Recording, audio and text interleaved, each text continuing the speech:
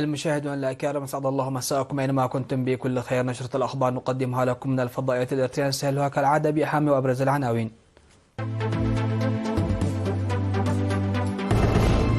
انعقاد القمة الكورية الجنوبية الأفريقية. مدرسة حقات الزراعية الفنية تخرج 118 طالبا وطالبة. تدشين مشروع مياه في منطقة عد سالدايت.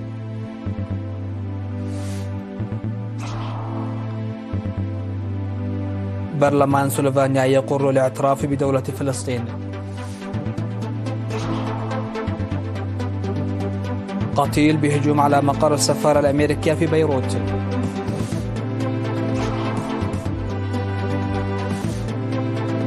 ومعطل طيارين اثنين في حادث سقوط طائرة وسط تركيا. أهلا بكم إلى تفاصيل النشرة.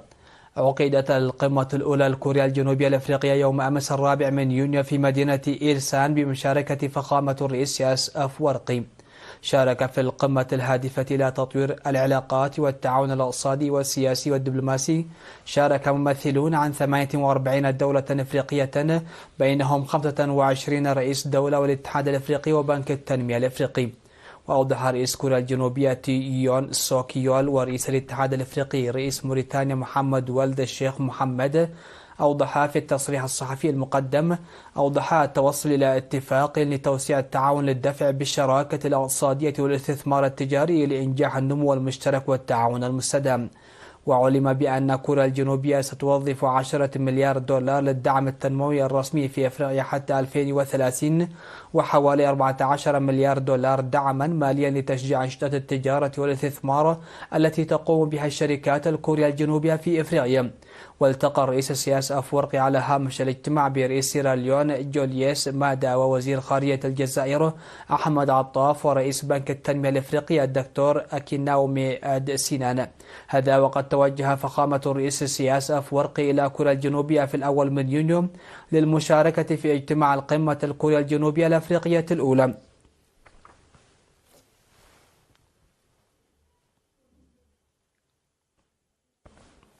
خرجت مدرسة حقات الزراعية والفنية في 2 يونيو 118 طالبا، 64% منهم طالبات في مجالات الميكانيكا الزراعية وعلم الحيوان والبستنة والحفاظ على المياه والتربة والتنمية المروية. وهنأ مدير المدرسة الأستاذ ملأك برهان في مناسبة التخريج هنأ الطلاب على الوصول إلى مرحلة التخرج بعد دراسة نظرية وتطبيقية مكثفة ل2 متمنيا لهم النجاح والتوفيق في العمل. وأوضح مسؤول ضمان الكفاءة والتقييم في قسم التعليم الفني السيد معشو قبل تنسائي إدخال معدات حديثة في السنوات القريبة الماضية في جميع مدارس الفنية والزراعية لتطوير التعليم الفني والزراعي، داعيا الطلاب للاستفادة من هذه الموارد. من جانبها أكدت ممثلة الخريجين على استعدادهم لمكافأة الشعب والحكومة على تعليمهم. ودعا حاكم إقليم عنسبة سعادة السفير عبد الله موسى الطلاب بتطوير المعرفة التي اكتسبوها بالبحث العلمي وتعزيز المشاركة في إعادة إعمار البلاد. وخرجت مدرسة حقات الزراعية الفنية في الدفعة 23 29 طالبا في الميكانيكا الزراعية و35 في علم الحيوان و28 في البستنة و26 في الحفاظ على المياه والتربة والتنمية المروية أيضا. وقد خرجت من تأسيسها عام 1999 3097 من الطلاب. احتفل الإريتريون المقيمون في الإمارات العربية المتحدة وإيطاليا يوم الأحد 2 يونيو بالذكرى 33 لاستقلال إريتريا تحت شعار ضمان السلام بالتصدي. وأوضحت القائمة بأعمال السفارة الإريترية في أبو ظبي السيدة سعيدة محمد طه في الكلمة التي ألقتها في احتفال دبي أن الشعب وحكومة إريتريا وصل إلى مرحلة الاحتفال بعيد الاستقلال بهزيمة جميع العدائيات بقيم التصدي القوي والتطلع إلى مستقبل مشرق. وهنأت الشعب الإريتري عامة وقوات دفاعه الباسلة بالمناسبة. وقال مدير مكتب القنصلية العامة لإريتريا في دبي والإمارات الشمالية السيد محمد محمود سليم إن استقلال البلاد وتأمين سيادتها هو هبة شهدائنا، وهديتنا لشهدائنا هو تأمين السيادة بالوحدة وبناء وطن مزدهر، داعيا أولياء الأمور والمجتمع لتعزيز دورهم لتنشئة أجيال تعتز بثقافتها وهويتها. وتم في المناسبة توزيع الجوائز على الفائزين في الأنشطة الرياضية التي استمرت لمدة شهر بمشاركة 220 شخصا من الكبار والأطفال. شهد الاحتفال مشاركة كبيرة من المواطنين بشكل عام والشباب بشكل خاص، بالإضافة إلى حفل فني بمغنيين بارزين. وقام الإرثيون المقيمون في مدينتي فلورنسا وبرما الإيطالية احتفالات بعيد الاستقلال، وكانت احتفالات الاستقلال قد نظمت في 13 مدينة إيطالية. اختتم في مدينة كرن في الأول من يونيو أسبوع التنظيمات الشبابية الذي نظمه الاتحاد الوطني للشباب والطلبة في إقليم عنسبة تحت شعار تنظيم قوي لضمان السلام. وأوضح مسؤول فرع الاتحاد في الإقليم السيد الزازي برخة آب في المناسبة أن البرنامج المنظم للسنة الرابعة يهدف إلى تفعيل قدرات الشباب وتقييم التنظيم ونقل القيم الوطنية. وقال حاكم إقليم عنسبة السفير عبد الله موسى إن ضمان استمرارية الوطن يأتي بالتوريث من خلال تنظيم مثل هذه الفعاليات، موضحا بأنه يجب على الشباب والطلاب معرفة تاريخهم وقيمهم والقيام بأعمال فعالة من أجل الرقي بالوطن وجعله عزيزا ومهما. وقدمت في المناسبة الجوائز للفائزين في مختلف المسابقات المنظمة في جميع المديريات من الأول وحتى 12 من مايو الماضي، واحتلال مديرية علا برعيد في المرتبة الأولى في جميع المسابقات. دشن في 2 يونيو في عد سلدايت بمديرية الدبارو مشروع مياه. وأوضح مدير مديرية الدبارو السيد فروانجل تغلا هيمانوت في المناسبة أن خدمات الكهرباء والمياه والمواصلات وغيرها أرسيت في قرى المديرية حسب الأولويات.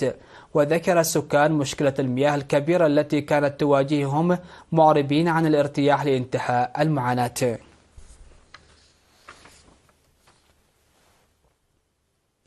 أدخلت الخدمات الكهربائية في عد قسميتي في مديرية مندفرة بإرسال البنية التحتية اللازمة بتكلفة أكثر من 2,000,000 نعفة بالتعاون الشعبي والحكومة.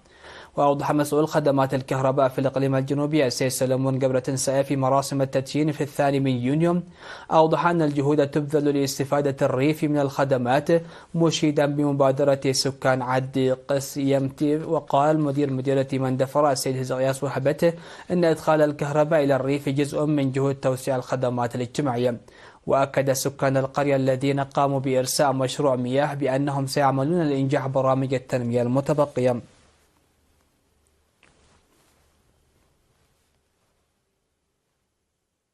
تلقى 213 شابا بينهم 62 شابا من مديريتي عد كريزان وحقات دورة تدريبية من 3 إلى 6 أشهر، وتضمنت تدريب الطهي والمجاري وصيانة المحركات ومد الأسلاك الكهربائية والطاقة الشمسية والنجارة والحدادة والإسعافات الأولية وريادة التايكوندو. وأشار مدير مديرية عد كريزان في مراسم التخرج العقيد يماني مبرهتو ومدير مديرية حقات السيد إدريس محمد إلى دور المهن في تغيير سبل العيش وحثاء أولياء الأمور لتشجيع أبنائهم للاستفادة من الفرص التدريبية والمساهمة لتطوير مراكز الشباب. وأوضح مسؤول الشؤون السياسية والتنظيمية في مكتب الجبهة الشعبية للديمقراطية والعدالة في إقليم عنسبة الأستاذ صالح إبراهيم، أوضح أن التدريب المهني عملية تؤدي إلى الإنتاجية، داعيا المتدربين لتسخيره لتغيير حياتهم المعيشية وحياة المجتمع.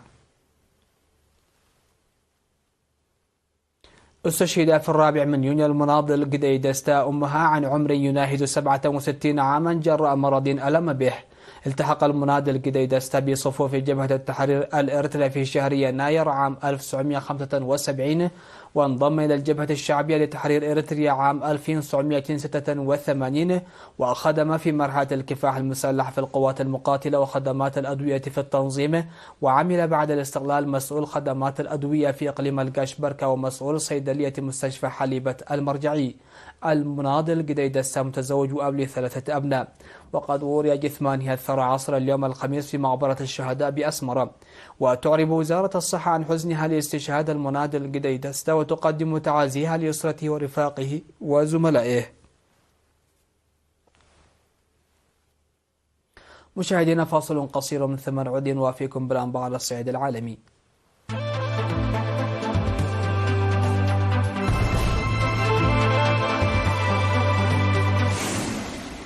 أهلا بكم على الصعيد العالمي. أقر برلمان سلوفينيا بغالبية الأصوات نصا يعترف بدولة فلسطين، وذلك بعد أيام من اعتراف الحكومة. وصادق البرلمان على نص يعترف بفلسطين بعد ما قرر الائتلاف الحاكم المضي قدما بالتصويت ورد التماس للمعارضة بإرجائه. وكان رئيس وزراء سلوفينيا روبرت غولوب قد أعلن سابقا اعتراف بلاده بدولة فلسطين، وهي الدولة الرابعة التي تتخذ خطوة كهذه خلال يومين. وقال غولوب في تصريح عقب اجتماع الحكومة إنها قررت الاعتراف بفلسطين دولة مستقلة ذات السيادة على حدود عام 1967 وفقا للقانون الدولي وقرارات مجلس الأمن الدولي.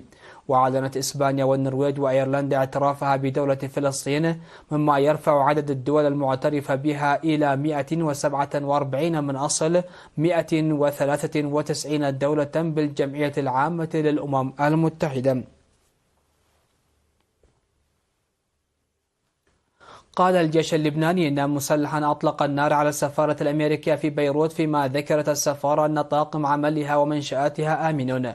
وأضاف الجيش أن المهاجم وهو سوري الجنسية نقل إلى المستشفى للعلاج، وأن القوات لا تزال تمشط المنطقة المحيطة بالسفارة.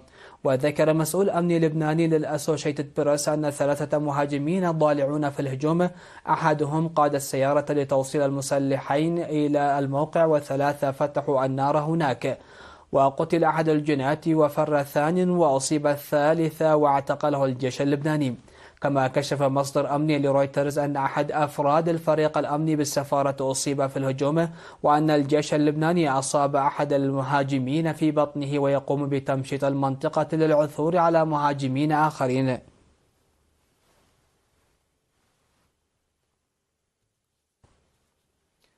أعلنت وزارة الدفاع التركية سقوط طائرة تدريب عسكرية صغيرة في ولاية قيصري وسط البلاد.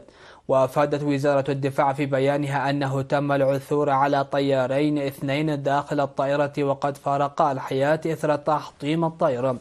وقالت الوزارة أن طائرة التدريب من طراز SF-260D أقلعت من قاعدة جوية في قيصري، وعلى متنها طياران لإجراء تدريبات وتحطمت لسبب غير معروف. وأضافت الوزارة أنه تم إرسال فرق الطوارئ إلى موقع الحادث. الخبر الأخير في هذه النشرة: شوارع قمرتها المياه، وانهيارات أرضية ومنازل مهجورة مغمورة بالمياه. هذا هو المشهد في أجزاء كبيرة من جنوب ألمانيا، وحيث تدفقت المياه ابتلعت طين المباني والسيارات والأثاث والسلع المنزلية ودمرها. وتشهد مناطق عدة من جنوب ألمانيا فيضانات شديدة اضطرت المجتمعات المحلية في جميع أنحاء جنوب ألمانيا إلى الإخلاء. وأصدر العديد منها حالات الطوارئ بعد أن ضربت الفيضانات المنطقة في نهاية الأسبوع الماضي.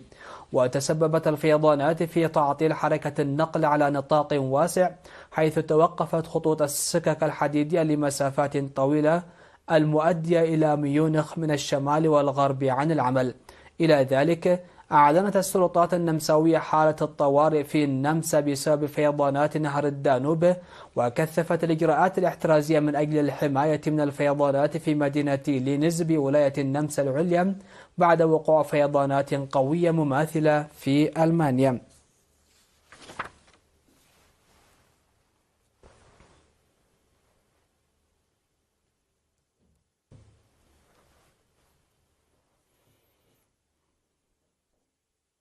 مشاهدينا الأكارم، ختام نشرة هذا المساء. هذا تذكير بأهم وأبرز العناوين.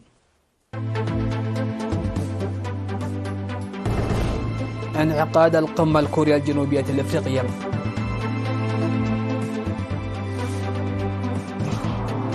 مدرسة حقات الزراعية الفنية تخرج 118 طالبا وطالبة. تدشين مشروع مياه في منطقة عاد سالدايت.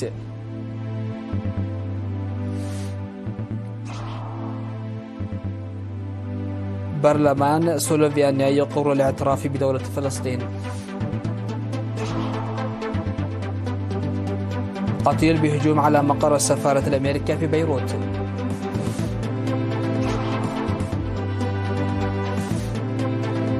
معطل طيارين اثنين في حادث سقوط طائرة وسط تركيا. مشاهدينا الكرام، هكذا نكون قد وصلنا وإياكم إلى نهاية نشرة هذا المساء. هذه تحيات وتحيات الفريق العامل، والسلام عليكم ورحمة الله.